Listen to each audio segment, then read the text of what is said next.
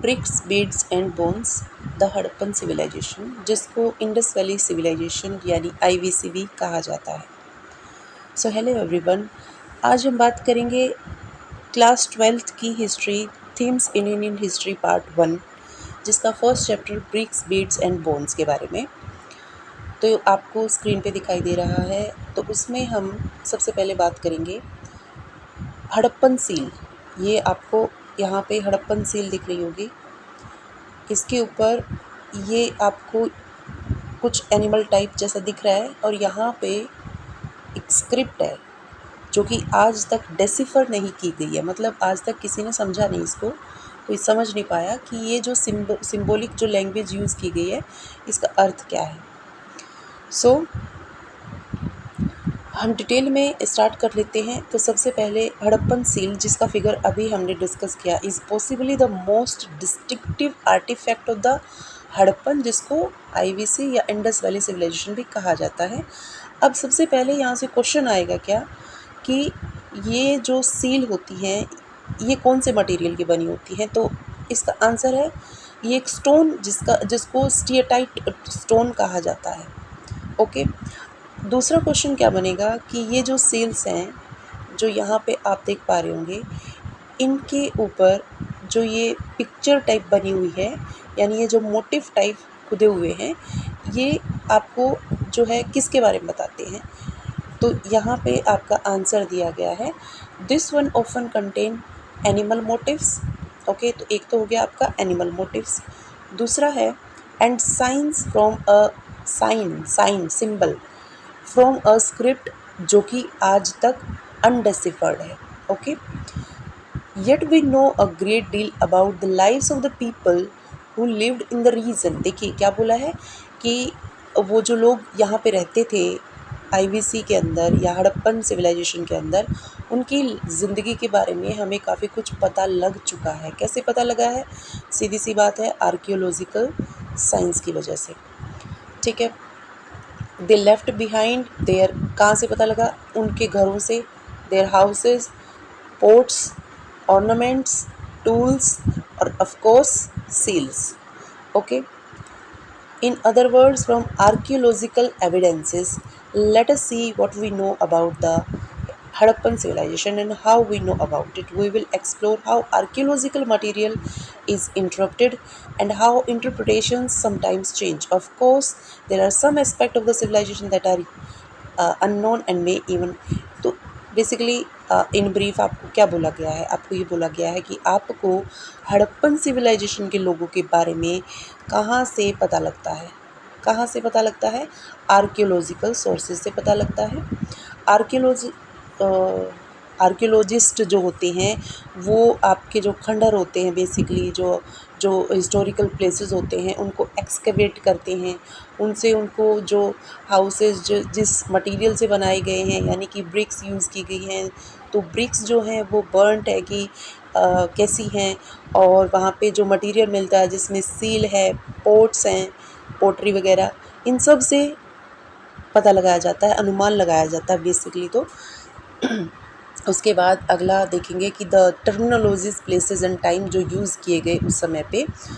तो हड़प्पन सिविलाइजेशन को बार बार यही बात रिपीट हो रही है कि आईवीसी भी कहा जाता है, इंडस वैली सिविलाइजेशन। ठीक है, अच्छा आईवीसी क्यों कहते हैं? बिकॉज इंडस नदी, सिंधु नदी जो है उसके किनारे पे बसी हुई मेन सिविलाइजेशन।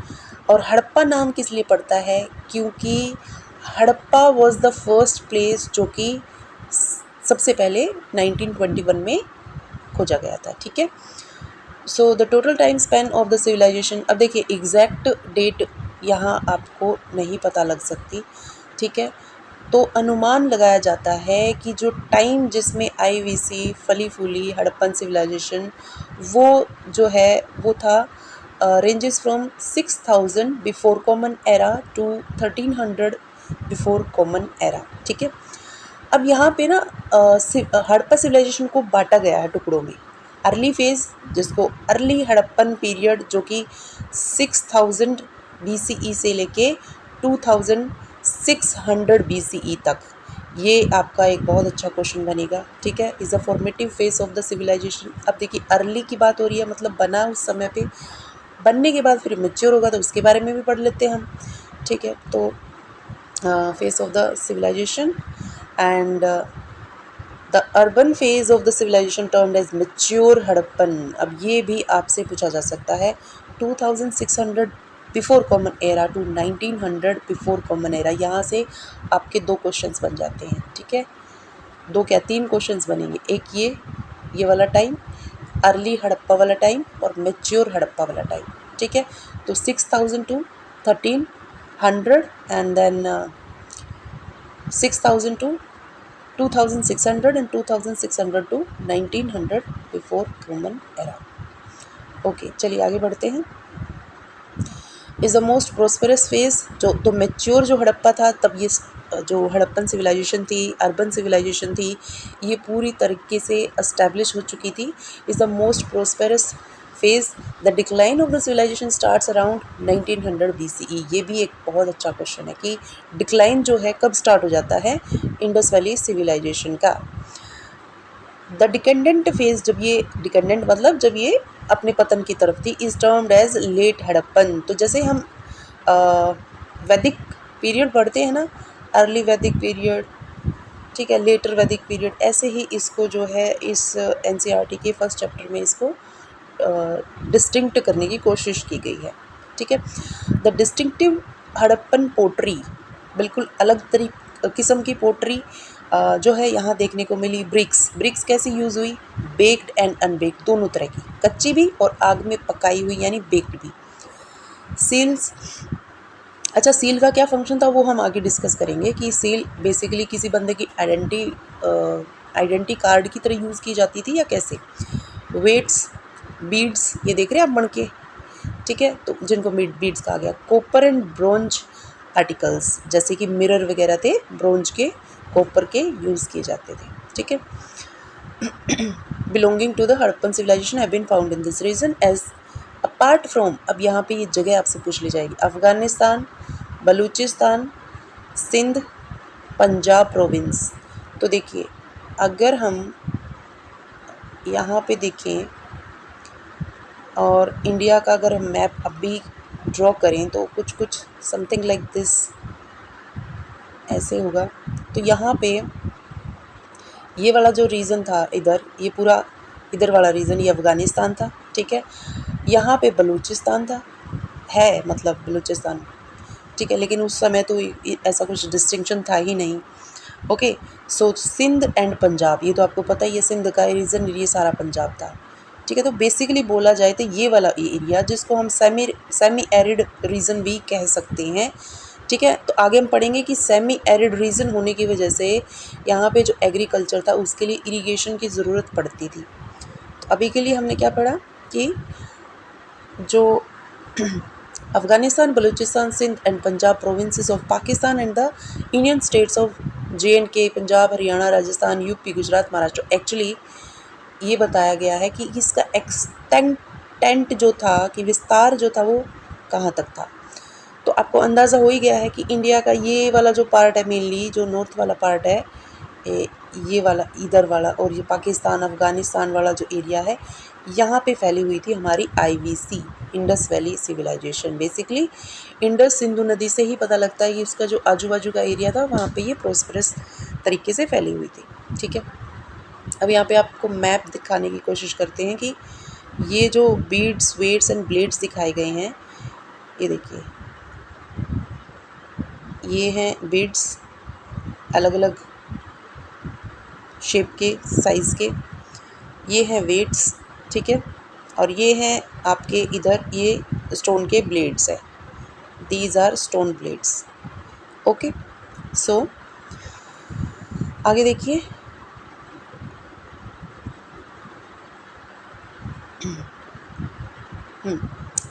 ये मैप जो है जिसमें दिखाया गया है मैच्योर हड़प्पन साइट्स। मैंने अभी आपको बताया था कि अर्ली हड़प्पन साइट्स और मैच्योर हड़प्पन साइट्स, बहुत ज़बरदस्त क्वेश्चन बनते हैं इसमें एग्ज़ाम्स में, चाहे वो किसी पब्लिक सर्विस कमीशन का एग्ज़ाम हो या अपना SSC लेवल का। तो देखिए यहाँ पे आपको ये साइट्स जो हैं वो याद रखनी होंगी।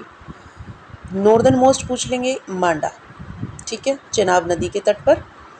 फिर इधर आएंगे तो आपको दिखेगा राखीगढ़ी हरियाणा के अंदर, बनावली हरियाणा के अंदर, कालीबंगन राजस्थान के अंदर, ठीक है, ये आपको मीठाथल भी दिख रहा होगा।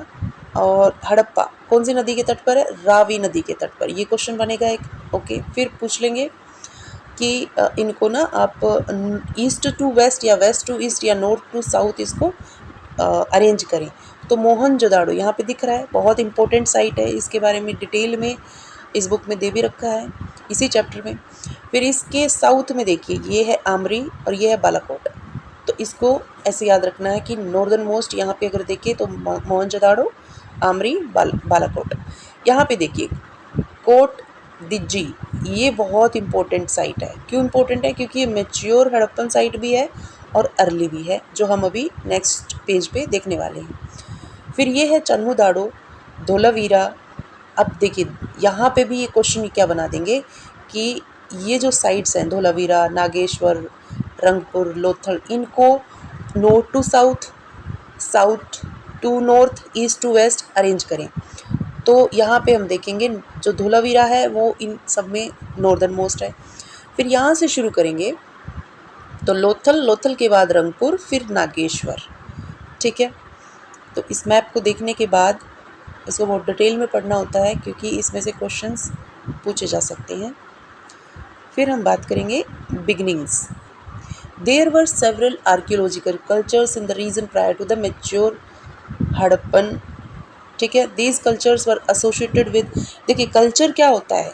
एक ग्रुप ऑफ ऑब्जेक्ट जिनकी डिस्टिंक्टिव प्रॉपर पोट्री और एक पर्टिकुलर या स्पेसिफिक जोग्राफिकल एरिया होता है, उसको बोलते हैं कल्चर, ठीक है। कुछ डिस्टिंक्टनेस होती है उसके अंदर। So evidence of agriculture and pastoralism and some crafts, settlements were generally small. हम लोगों ने क्या देखा कि सेटलमेंट्स जो हैं वो ज़्यादा बड़ी बिल्डिंग्स नहीं हैं, there were virtually no large buildings. Recent archaeological evidence also indicate the emergence of Harappa culture from early farming communities dated around this period. The urban phase was a consequent result of the gradual transformation and internal development of the। तो इसमें से हमने क्या याद रखना है? इसमें से हमारे को याद रखने लायक चीज़ ये है कि क्या लार्ज बिल्डिंग्स थी? नो, ठीक है। एग्रीकल्चर था? यस। पेस्टोरलिज्म? यस, जहाँ पे आप अपने डोमेस्टिकेटेड जो एनिमल्स हैं उनको चराने के लिए बेसिकली लेके जा सकते हैं, जो पेस्टर लैंड होते हैं वहाँ पे। अगला है सबसिस्टेंट स्ट्रेटजीज़। सबसिस्टेंट मतलब गुजारे के लिए वो लोग क्या करते थे, ठीक है।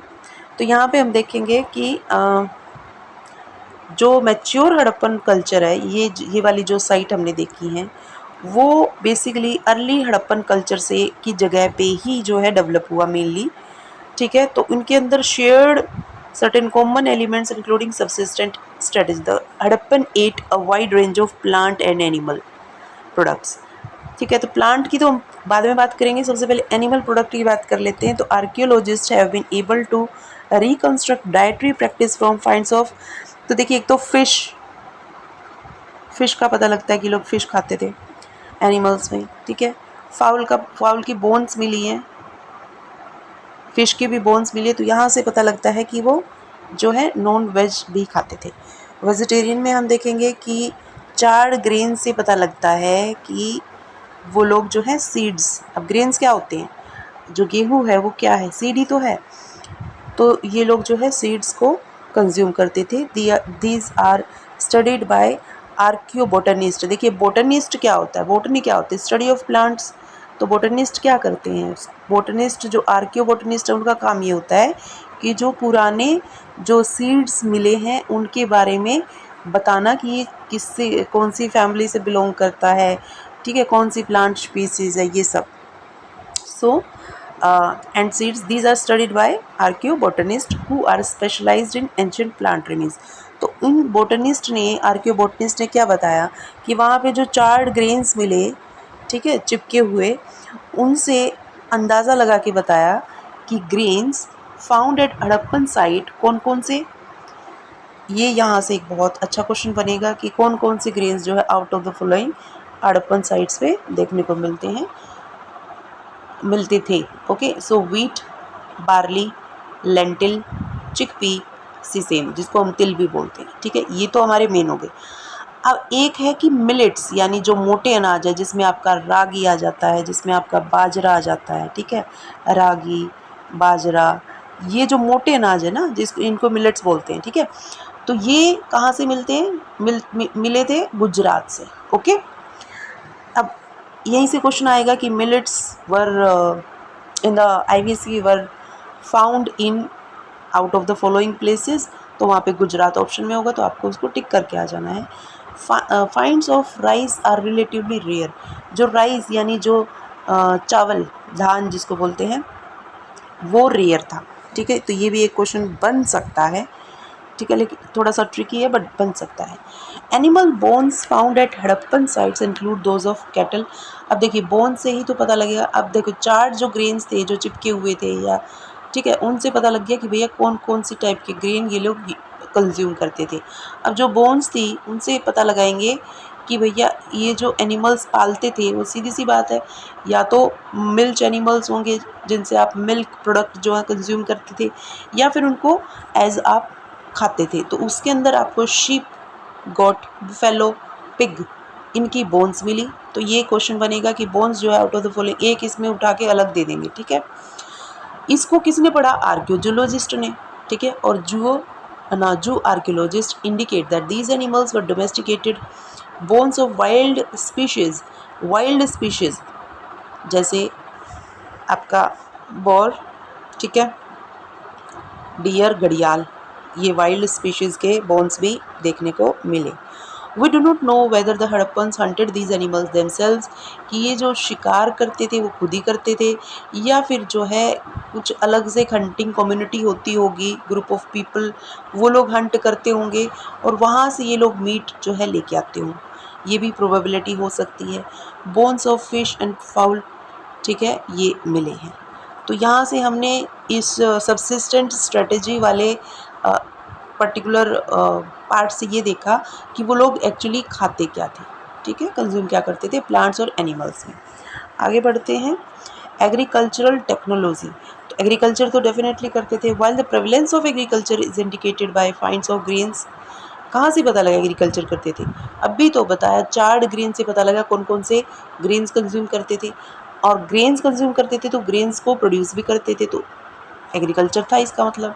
It is more difficult to reconstruct actual agricultural practices, लेकिन अब देखिए एग्रीकल्चर की प्रैक्टिसेस तो होती हैं, बीज को बोया जाता है, उसको फील्ड को तैयार किया जाता है, फिर इरिगेशन होता है, फिर उसकी एरेशन के लिए उसको टिल किया जाता है, ठीक है। तो ये सारी एग्रीकल्चरल प्रैक्टिस जो हैं आज जो हम जानते हैं, क्या ये लोग वही फॉलो करते थे या कुछ अलग से एग्रीकल्चरल प्रैक्टिसेस थी, ठीक है। और सीड्स ब्रॉडकास्ट, ब्रॉडकास्ट का मतलब होता है कि आप ऐसे जो है जो जो लैंड होता है जिसको हल से ऐसे फर्रो निकाल दिए जाते हैं और उसमें ऐसे बीज को ऐसे डाल दिया जाता है, ठीक है, ब्रॉडकास्टिंग मेथड बोलते हैं उसको, सोइंगा। So while the prevalence of agriculture indicated by finds of grains, हाँ ब्रॉडकास्ट से होता था। Representation on seals and terracotta, कहाँ से पता लगेगा? सील्स के ऊपर या टेराकोटा। टेराकोटा क्या है? मिट्टी को पका के जो भी स्कल्पचर बनाए जाते थे। Built was known and archaeological extrapolate, मतलब अंदाज़ा क्या लगाया फ्रॉम दिस दैट ऑक्सन, बिल्कुल, अगर प्लो यानी हल था तो उस हल को कैसे चलाएंगे? आज की तरह ट्रैक्टर तो होंगे नहीं, तो ऑक्सन यानी बैल वगैरह यूज़ किए जाते थे, ठीक है। टेराकोटा मॉडल्स मिले हैं प्लो के। Have been found at sites in a very very important, सीधा पूछ लेंगे आउट ऑफ द फॉलोइंग बताइए कौन सी साइट है आईवीसी की जहाँ से प्लो का टेराकोटा मॉडल देखने को मिला या मिलता है? तो एक तो है बनावली, हरियाणा का बनावली, ठीक है, और चोलिस्तान रीजन ऑफ पाकिस्तान, ठीक है। तो Banawali is very very important. ये आपको चार ऑप्शन में दे देंगे, कालीबंगन दे देंगे, हड़प्पा दे देंगे, और जो लोथल दे देंगे, रंगपुर दे देंगे, ठीक है। तो Banawali is the right answer. Moreover, terracotta models of the plough have been found at sites in Cholistan and Banavali. Archaeologists have also found evidence of, अब देखिए, जुते हुए खेत, और वो भी ऐसे 2 to 4 रोज में ऐसे, ठीक है, ऐसे। कहाँ से मिलते हैं? Very very important question, Kalibangan Rajasthan से, ठीक है। Evidence of a ploughed field, मतलब जिस पे ऑलरेडी हल चलाया जा चुका है, उसके एविडेंस मिलते हैं, ठीक है। With early Harappan levels the field had 2 sets of furrows at right angles to each other, जैसे मैंने आपको यहाँ पे दिखाया है। अब इससे क्या सजेस्ट होता है कि हो सकता है कि इस रो में एक क्रॉप और इस रो में एक क्रॉप, यानी कि 2 क्रॉप्स एट अ टाइम के एविडेंस हमें कहाँ से मिलते हैं? कालीबंगन राजस्थान से, ठीक है। आगे चलते हैं। associated with the early Harappan levels, ठीक है। Archaeologists have also tried to identify the tools used for harvesting। देखिए, आपने जो सीड है उसकी सोइंग कर दी, फिर उसके बाद आपने जो है इरिगेशन का भी हम देखेंगे कि कैसे, उसके बाद जब फसल पक जाती है तो उसको कट करके घर लाना होता है, इस प्रोसेस को बोला जाता है हार्वेस्टिंग। हार्वेस्टिंग हाथ से तो करी नहीं जाएगी, टूल्स यूज़ किए जाएंगे उसके लिए। अब टूल्स वो लोग कौन से यूज़ करते थे? Did the Harappans use stone blades set in wooden, हो सकता है कि वुडन का हैंडल हो और यहाँ पे वो लोग स्टोन जो है लगा के उससे, ठीक है। और did they use metal tools, या हो सकता है कि यहाँ पे वुडन हो, यहाँ पे उन्होंने मेटल का, या यहाँ पे ये पूरा ही मेटल का। तो इसमें कोई कन्फर्मिटी नहीं है कि किस तरह के टूल्स वो लोग यूज़ करते थे हार्वेस्टिंग के लिए, हार्वेस्टिंग ऑफ देयर क्रॉप्स, ठीक है। Okay, most Harappan sites are located in semi arid, अभी बताया था मैंने सेमी एरिड एरिया हमारा कौन सा है? सेमी एरिड जोन वो होता है जहाँ पे बारिश कम होती है, ठीक है। जैसे हमारा राजस्थान का एरिया है, थोड़ा बहुत गुजरात का एरिया है, पाकिस्तान का कुछ एरिया है, ठीक है। तो मोस्टली हम अभी देख के आए हैं जितनी भी साइड थी वो semi arid land where irrigation. अब सेमी एरिड है, बारिश ज़्यादा होगी नहीं, बारिश ज़्यादा होगी नहीं तो इरिगेशन की ज़रूरत पड़ेगी। इरिगेशन, सिंचाई, जो आपने क्रॉप लगाई है उसको पानी तो देना है time to time, was probably required for agriculture. Traces of canals, अब ये अगला क्वेश्चन आता है बहुत ही important. Traces of canals have been found at the Harappan site of, ये रहा वो क्वेश्चन, शोरतुगाई इन अफगानिस्तान, ठीक है। कि जो कैनाल्स जो थी, जो नहरें जिनको हम बोलते हैं हिंदी में, जो सिंचाई के लिए पानी लेके आती थी आपकी फील्ड तक, वो उसके जो ट्रेसेस हैं वो कहाँ से देखने को मिलते हैं? तो वेरी वेरी इंपॉर्टेंट आंसर है इसका शोरतुगाई, अफ़गानिस्तान, ठीक है। लेकिन ये कैनाल्स, अब क्वेश्चन अगला क्या है, क्या पंजाब और सिंध में भी ये ट्रेसेस ऑफ कैनाल्स देखने को मिले? तो आंसर इज़ नो, वहाँ से नहीं मिले। हो सकता है कि जो कैनाल्स थे, अब देखो इतना लंबा समय हो चुका है, कितने साल पहले की बात है, तो मिट्टी जो है वो इसके अंदर भरती चली गई, जिसको बोल देते हैं हम सिल्टिंग, ठीक है, सिल्टिंग ऑफ कैनाल्स। तो हो सकता है कि सिल्टिंग हो गई हो, कैनाल्स तो होंगी वहाँ पे भी इरिगेशन के लिए, लेकिन सिल्टिंग की वजह से आज हमें कोई ट्रेसेस उनके नहीं मिलते हैं। Okay, so it is also likely that water drawn, yes, एक और प्रोबेबिलिटी बनती है, वो क्या, कि हो सकता है कि जो कुएं हों, कुएं में से पानी निकाल के, ठीक है, जिसको हम बाद में रेड सिस्टम भी बोल देते थे, ऑक्सीजन को यूज़ करके उसको पानी निकाला जाता था, that water drawn from wells was used for, हो सकता है, प्रोबेबिलिटी है कि इट इज़ लाइकली, ठीक है। बिसाइड्स, अब यहाँ पे हमें एक वाटर रिजर्वोयर जो है वो देखने को मिलेगा, धोलावीरा में मिलता है, ठीक है, इसके एविडेंसेस हमें मिलते हैं में है। तो इसको भी हो सकता है कि एग्रीकल्चर के लिए पानी स्टोर करने के लिए यूज़ किया गया हो, ठीक है। ये देखिए, ये है reservoir, water reservoir at Dholavira, जिसको हो सकता है कि यहाँ से वो लोग पानी जो है, जब बारिश होती होगी तो इसमें पानी भर जाता होगा, फिर बाद में इसको जो है कोई रेड सिस्टम वगैरह से निकाल के इरिगेशन के लिए वो लोग यूज़ करते हो, can be. Okay, so now थोड़ा सा इसको देख लेते हैं हम। ये आपको कुछ दिख रहा है ना, इधर एक कन्वेक्स टाइप का ये पत्थर दिख रहा है, ये वाला पत्थर जो है बड़े वाला कन्वेक्स, और एक ये दिख रहा है, ठीक है। तो सीधी सी बात है, इस पत्थर से यहाँ कुछ पीसा जाता होगा, ग्राइंड करने के लिए यूज़ होता होगा।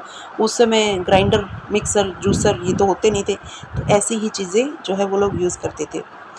तो how artefacts are identified, processing of food, देखिए फूड प्रोसेसिंग क्या होती है कि जो आपके जो ग्रेन्स हैं या एग्रीकल्चर का जो हार्वेस्ट है उसको अब प्रोसेस करके अलग अलग वैरायटी के जैसे बिस्किट बना देना ग्रेन्स को यूज़ करके, इसको बोलते हैं प्रोसेसिंग ऑफ फूड, ठीक है। अब उसके लिए सीधी सी बात है कि ग्राइंडिंग इक्विपमेंट्स की ज़रूरत पड़ेगी और vessel for mixing, blending, cooking, इन सब की ज़रूरत पड़ेगी। दीज वर मेड ऑफ, तो उनके पास स्टोन अवेलेबल था, मेटल, टेराकोटा, टेराकोटा भी बताया कि जो मिट्टी के जो चीज़ें थी उसको आग में पका के बनाए जाते थे। This is an excerpt from one of the earliest report on excavations at Mohenjodaro, the best known Harappan site. यहाँ पे देखिए सैडल कर्न्स, कर्ण होता है चक्की, ठीक है, are found in considerable numbers, काफ़ी मात्रा में मिली ये, हो सकता है घर घर में मिली हो। And they seem to have been the only means in use for grinding cereals, अनाज को पीसने के काम आने वाली चीज़ थी ये। देखिए पहले ये थी, फिर उसके बाद एक गोल गोल ऐसे पत्थर जिसके ऊपर ऐसे डंडा लगाया जाता था, ये तो हमने देखी भी है। इसको जो है ना हमारी जो दादियाँ वगैरह होती थी, सुबह सुबह उठ के इसके अंदर अनाज डालते थे सीरियल्स और इसको ऐसे घुमाते थे पत्थर को। तो ये पत्थर के दो पार्ट होते थे, एक ऊपर वाला एक नीचे वाला, आपस में घिसते थे, बीच में वो अनाज जाता था और पिस के जो है आटा बन जाता था उसका। ये जो है उससे भी पुराना वर्जन है, ठीक है, जिसमें इसको ये जो दिख रहा है ना आपको, ये कन्वेक्स पत्थर दिख रहा है, इसको मिट्टी में ऐसे गाड़ देते थे कि ये जो है जब इससे इसको पीसा जाए, रगड़ा जाए तो ये हिले ना, ठीक है। सो इसको हम बोलते हैं saddle querns, are found in considerable, तकरीबन हर घर में दिखा होगा। एज अ रूल देवर रफली मेड ऑफ हार्ड, कैसे दिख रहे हैं आपको, हार्ड दिख रहे हैं, ग्रिटी इग्नियस रॉक या फिर sandstone, and mostly show science of hard uses. तो यहाँ से देखने को मिलता है कि इसको किसी हार्ड चीज़ को पीसने के लिए ही यूज़ किया जाता था। As their bases are usually convex, ये जो बेस है ये कन्वेक्स दिख रहे हैं। They must have been set in the earth, इनको धरती में ज़मीन में इस तरीके से सेट किया होगा कि और in mud to prevent their rocking, ठीक है। Two main types have been found, दो तरह की ये कोइन जो है यूज़ की जाती होंगी। Those on which another smaller stone, ये जो आपको दिख रहा है यहाँ पे, वॉज पुश्ड, इसको पुश करेंगे ऐसे, यहाँ पे अनाज डालेंगे फिर इसको ऐसे पुश करेंगे, ठीक है। एक तो तरीका हुआ ये to and fro, and other with which a second stone was used as a pounder, ठीक है, eventually making a large cavity in the nether stone, ठीक है। इसको पाउंडर मतलब यहाँ पे एक लार्ज कैविटी हो और उसको ऐसे चटनी बनाते हैं जैसे, ऐसे यूज़ किया जाता हो, ठीक है। Now eventually making a large cavity in the nether stone. Currents of the former type were used for grain grinding, the second type possibly only for pounding herbs वगैरह spices, ठीक है, करीज बनाने के लिए।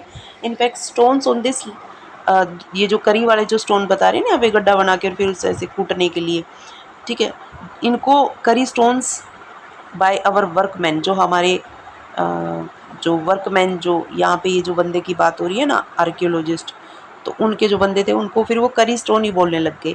And our cook asked for the loan for of one from the museum for use in the kitchen. तो ये थोड़ा सा जो है मूड को लाइटन अप करने के लिए बोला गया है कि हमारे कुक ने जो है म्यूज़ियम से एक ऐसे स्टोन की मांग की ताकि वो उसको किचन में यूज़ कर सके। चलिए उसके बाद है मैंने आपको बताया था मोहनजोदाड़ो के बारे में हम डिटेल में पढ़ेंगे। तो ये मैप डेफिनेटली जैसे इसमें नंबरिंग दे रखी है तो आर्कियोलॉजिकल सर्वे ऑफ इंडिया के आर्कियोलॉजिस्ट के द्वारा तैयार किया गया मैप है मोहनजोदाड़ो का, अ प्लैन्ड अर्बन सेंटर, ठीक है। तो सीधी सी बात है, हमारी जो IVC Harappan civilisation urban civilisation थी, फर्स्ट अर्बन सिविलाइजेशन, ठीक है। सो perhaps the most unique feature of Harappan civilization was the development of urban centers, ठीक है। Let us look at one such center, Mohenjodaro, उसको क्लोजली देखते हैं। although Mohenjodaro is the most well known site, ठीक है, great granary हुई या great bath हुआ, ये सब हम मोहनजोदाड़ो में ही पढ़ते हैं। The first site to be discovered was Harappa, Harappa इसलिए नाम पड़ा क्योंकि पहली साइट हड़प्पा थी 1921 में, ठीक है। The settlement is divided into two sections. अब यहाँ पे आप इस मैप को ढंग से देखेंगे तो आप पाएंगे कि यहाँ पे ये पूरे शहर का नक्शा टाइप में बना रखा मोहनजोदाड़ो का। तो यहाँ पे हम देखेंगे कि ये जो एरिया है ये छोटा है और ये बड़ा है। इसमें लिखा क्या गया है, जो स्मॉलर है वो हायर है, मतलब कि यहाँ पे मिट्टी का कुछ ब्रिक्स का प्लेटफॉर्म था, उसके ऊपर इसको सिटाडल को बनाया गया ऐसे, और इसको बोला गया लोअर और लार्जर टाउन, ठीक है, समझ में आया। तो और दूसरी बात कि इनको दोनों को ही ना चारों तरफ दीवार से फोर्टिफाई किया गया था। ठीक है, चलिए पढ़ते हैं बाकी इसके बारे में। मोहनजोदाड़ो जो कि एक बहुत ही इम्पोर्टेंट साइट है हड़प्पा सिविलाइजेशन की। Archaeologists designate these as citadel. तो सिटाडल कौन सा एरिया था जो छोटा था और जो हायर था। ठीक है, लोअर टाउन सिटाडल ओज इट्स हाइट। अब इसकी हाइट ज़्यादा क्यों थी? In fact the buildings were constructed on mud bricks platform. ठीक है, मड का ब्रिक बनाया ऐसे ऐसे और उसके ऊपर पूरा जो है सिटाडल बसा दिया। इट वॉज वॉल्ड, इसको चारों तरफ से दीवार से बनाया गया था, मतलब दीवार से इसकी बाउंड्री की गई थी। Which meant that it was physically separated from lower town. यहाँ पे लोअर टाउन था, इससे इसको अलग किया गया। यहाँ इसके भी चारों तरफ दीवार और इसके भी चारों तरफ दीवार। ठीक है, चलिए। The lower town was also walled. Several buildings were built on platforms which served as foundations. It has been calculated that if one laborer moved roughly a cubic meter of earth daily just to put the foundations in place, it would have required 4 million person daily person days. In other words, mobilizing labor on a very large scale. तो ये बता रहा है कि ये जो buildings थी इनकी फाउंडेशंस जो हैं इतनी स्ट्रॉन्ग बनाई गई थी। ठीक है, consider something else. Once the platform were in place, all building activity within the city was restricted to a fixed area on platforms. So it seems that the settlement was first planned. Settlement को पहले planning and then implemented accordingly. Planned city हमारे हरियाणा में कौन सी बताइए? Planned city Chandigarh को कहा जाता है। ठीक है, ओके। तो पहले प्लानिंग की गई फिर इसको बसाया गया। Other signs of planning include bricks which whether sun dried या बेक्ड। ठीक है, मिट्टी से ऐसे ब्रिक बनाई और उसको या तो सूरज के अंदर पकने दिया या फिर उसको आग की भट्टी के अंदर डाला और उसको पकाया, जिसको बर्न्ड ब्रिक कहा गया। ठीक है, तो दोनों हो सकते हैं। ओके, अब यहाँ पे क्वेश्चन एक और है कि जो रेशो होता था ना, लेंथ ब्रेड्थ और जो है लेंथ एंड ब्रेड्थ हाइट। ठीक है, इसका रेशो पूछ सकते हैं ईंट का। ठीक है, ईंट का लेंथ ब्रेड्थ और हाइट। ठीक है, रेशो क्या है कि जो लेंथ एंड ब्रेड्थ पर 4 times and twice the height respectively. ठीक है, मान लीजिए कि अगर हाइट जो है वो 1 है, ठीक है, हाइट अगर 1 है तो लेंथ जो है वो 4 होगी और ब्रेड्थ जो है वो ट्वाइस, यानी तो 4:2:1 का रेशियो, जो स्टैंडर्डाइज्ड रेशियो जो है यूज़ किया जाता था ब्रिक मेकिंग में। बहुत इंपॉर्टेंट और अच्छा क्वेश्चन बन सकता है ये। चलिए आगे बढ़ते हैं। लेइंग आउट ट्रेन्स, हाँ जी, such bricks were used at all settlements of Harappa. One of the most distinctive features of Harappan cities was the carefully planned drainage system. If you look at the plan of Lower Town, you will notice that roads and streets were laid out along the approximate grid pattern. बहुत अच्छा grid pattern से के हिसाब से बनाया गया था, जो कि एक दूसरे को राइट एंगल पे ऐसे कट करते थे। ठीक है, मकान जो होते थे। इट सीम्स दैट, ऐसा लगता था कि जो देखिए हम लोग क्या करते, पहले मकान बना लेते फिर उसके बाद देखते कि भैया जो वाटर ड्रेनेज है वो कैसे देनी है। लेकिन यहाँ पे क्या होता था कि जो streets with drains were laid out first, पहले स्ट्रीट्स गलियाँ और जो ड्रेन्स थी वो बना ली जाती थी और उसके बाद घर जो है बिल्ड किया जाता था। बहुत अच्छा क्वेश्चन बनेगा ये भी। If domestic water waste water had to flow into the street drains, every house needed to have at least 1 wall along a street। ठीक है, तो स्ट्रीट के पास वाल, मतलब एक्चुअली ये बताने की कोशिश ये हो रही है कि हाइजीनिक थे ये लोग बहुत अच्छे तरीके से। अब यहाँ पे देखिए, एक तो इसको देखिए, एक सेकंड, हाँ ये देख रहे हैं आप जहाँ पे ये आदमी खड़ा हुआ भूत सा, ये देखो ड्रेन इन मोहनजोदाड़ो दिख रही है, कितनी ज़बरदस्त तरीके की ड्रेनेज है। Huge opening of the drain, ठीक है, मतलब कितना भी मलबा हो आराम से निकल जाएगा विदाउट एनी रुकावट, ठीक है। चलिए यहाँ पे देखिए, थोड़ा सा इसको देख लेते हैं, the plight of Harappa. Harappa जो है बार बार बोल चुके, 1921 में खोजी गई सबसे पहली साइट थी, ठीक है, दयाराम साहनी के द्वारा। It was badly destroyed by brick robbers. अब देखिए, जब हड़प्पा को खोजा गया ना 1921 1921 में, हाँ, तो as early as 1875 Alexander Cunningham, एक और जीके का क्वेश्चन आ गया ये, first director general of ASI. अब आप मेरे को कमेंट सेक्शन में बताइए, एएसआई जो है उसकी स्थापना, इस्टेब्लिशमेंट कब हुई थी, ठीक है। उसके पहले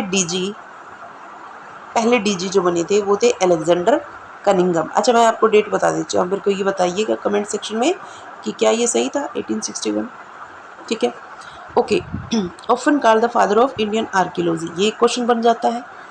क्या क्वेश्चन बना यहाँ पे, एक तो ये बना कि जो फर्स्ट डायरेक्टर जनरल थे वो कौन थे एएसआई के, दूसरा क्या बना, who is known as the father of Indian archaeology, तो दोनों का ही आंसर क्या है, अलेक्जेंडर कनिंगम, ठीक है। उन्होंने नोट किया था कि इतनी ब्रिक्स जो हैं इस एंशियंट साइट से ले जाई गई हैं कि लाहौर से लेके मुल्तान तक रेलवे जो है एक क्या बना सकते हैं, enough to lay bricks for about 100 miles of the railway line बिछाई जा सकती है।